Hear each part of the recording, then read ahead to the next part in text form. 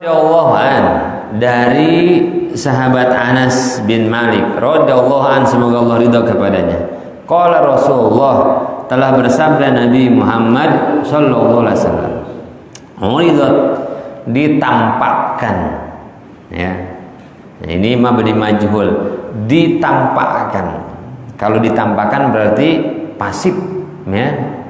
Kalau menampakkan aktif, ya. Uridat itu ditampakkan, berarti ada yang pasif, ada yang aktif.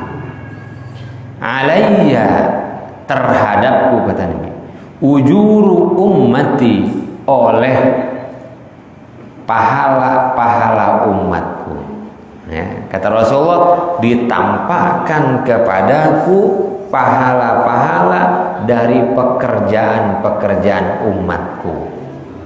Yang ditampakkan pahalanya, yang menampakkan siapa? Allah Subhanahu wa ta'ala. Bahasa sederhananya adalah dikasih lihat, ya. Kata Rasulullah, nih wahai umatku, amal-amal kalian itu dikasih lihat kepadaku. Yang mana? Yang baik, yang buruk. Yang namanya ujur, ya. Yang baik dan buruk ditampakkan kepada Nabi Muhammad sallallahu alaihi wasallam, ya. Balasan, ya. Ujroh itu balasan. Balasan ada baik, ada buruk. Maka Rasul ngomong begini, hei umatku, amal-amal kalian itu balasannya dari Allah dikasih lihat loh pada saya, gitu kata Nabi. Maka salah satu motivasi kita beramal apa? Pengen bikin senang Nabi. Karena kalau umatnya berbuat kebajikan, Rasul senang. Kalau umatnya berbuat maksiat, Rasul sedih. Kenapa? Sebab Rasul pengen umatnya seluruhnya masuk surga. Ini jadi salah satu motivasi beramal kita. Kenapa baca Quran? Ya Allah, coba gimana kalau kita baca Quran dan ngebayangin, ya Allah, Allah lagi ngasih tahu Rasulullah nih, salah satu umatnya di Rafflesia lagi baca Quran, walaupun bentar ngantuk, tapi dikasih lihat, senang kan? Ya, kayak ginilah. Kayak kita dapat laporan, anak kita lagi nyantren, anak kita lagi sekolah, kita dapat laporan dari gurunya, Pak, anak bapak luar biasa belajarnya sekarang. Orang lain turun main, dia tetap belajar aja di kelas. Senangnya luar biasa kita kan? Begitulah kira-kira, lebih lagi senangnya Nabi Muhammad SAW. Ya Muhammad, umatmu tuh di sana di Masjid Al-Muhajirin, yang lain mah lagi nonton sinetron. Sebagian bapak-bapak dipasung mau main Mobile Legend. Parah, ya. Misalkan gitu. Yang lain lagi santai. Umatmu tuh walaupun gak ada keripiknya sekarang tetap ngaji di Masjid Al-Muhajirin. Senang kan? Senang Rasul. Karena yang diinginkan Rasulullah cuman kita beramal soleh masuk surga, Allah ridho sama kita. Kan itu perjuangan Nabi. Itu perjuangan Nabi, ya. Maka ini salah satu motivasi. Betul, hadis ini saya hafal ini, ya. Sering saya sampaikan. Uridat alayya ujuru ummati, ditampakkan kepadaku balasan amal-amal umatku. Kalau lagi males saya ngajar, ya Allah, ini Rasulullah tahu nih, si Ubay lagi malas ngajar, malah tidur. Masya Allah, gimana urusannya? Ya, bilang sama jamaah sakit padahal enggak. Udah bangun. Kenapa? Malu sama Nabi Muhammad SAW, malu sama Rasulullah. Pengennya Rasulullah senang. Nih, motivasi amal itu.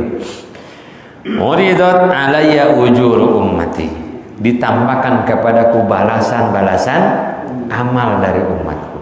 Baik dan buruk. Kalau baik Rasulullah senang, kalau buruk Rasulullah kagak senang, ya. Sebagaimana kita dapat laporan dari guru anak kita, Pak, anak bapak mah bentar-bentar bolos.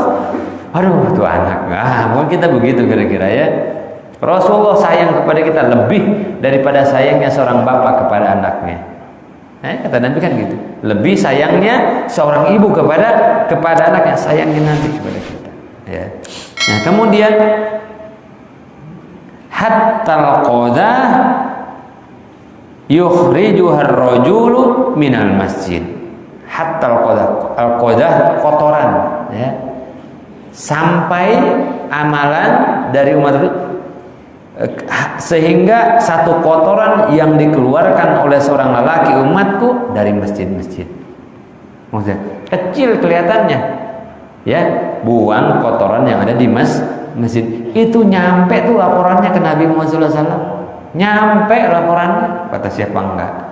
Ini hadis nyampe, ya. Ya Rasulullah, si fulan ada bekas aqua, bekas minum temennya habis ngaji, dibawa, nyampe ke Nabi. Apalagi yang gede, ya, apalagi memakmurkan masjid, gitu loh, ya, apalagi ngepel masjid, ya, apalagi ngecor masjid, itu mah udah itu lapor duluan.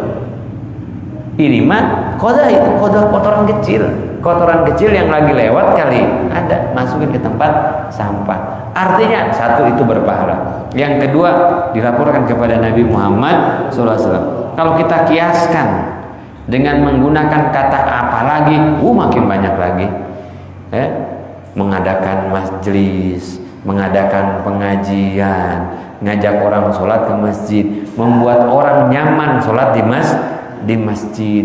Yang tadinya nggak ada AC jadi ada AC-nya, yang tadinya angin gelembung, ya, jadi AC, adem orang, ya, orang udah pada pulang, dia belum aja. Kenapa? Di rumah gerah lumayan kan, di musola adem, ya.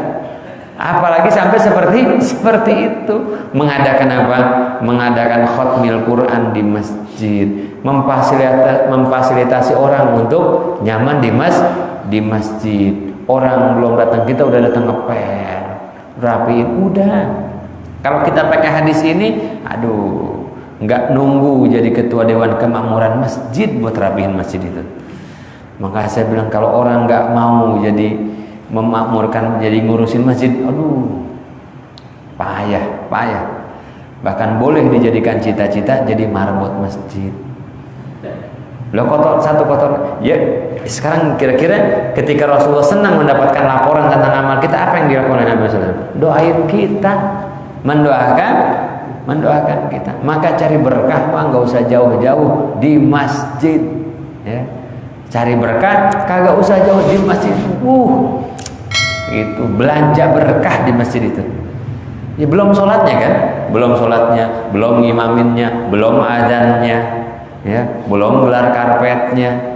Ini baru satu kotoran dibuang, dikeluarin dari masjid. Itu paham yang pertama. Yang kedua adalah lawannya, mafhum mukhalafahnya. Kalau buang kotoran dari masjid adalah berpahala dan ditampakkan kepada Nabi Muhammad SAW, berarti mengotori masjid dosa. Iya dong, ya kan? Membersihkannya adalah pahala, ngotorinnya dosa. Maka jangan suka ngotorin masjid walaupun habis ngaji. Habis ngaji, makan gorengan, minum, bus tinggal aja, udah kayak tamu di masjid. Ya, beresin, bawa pulang, keluar, bersihin. Ada ketua DKM ini mah kewajiban individu. Maka orang yang mengotori masjid ada kafaratnya. Apa kafaratnya? Bersihkan kotoran itu. Sini ente ngotorin, gitu. Kafaratnya buang, bersihin, rapiin. Nah, gitu ya. Jadi ini adalah anjuran untuk membersihkan masjid, anjuran untuk memakmurkan masjid, larangan untuk mengotori masjid. Habis makan jengkol, biar rumahnya bersih, gak bau jengkol, kencingnya di masjid, kencing doang, habis itu pulang.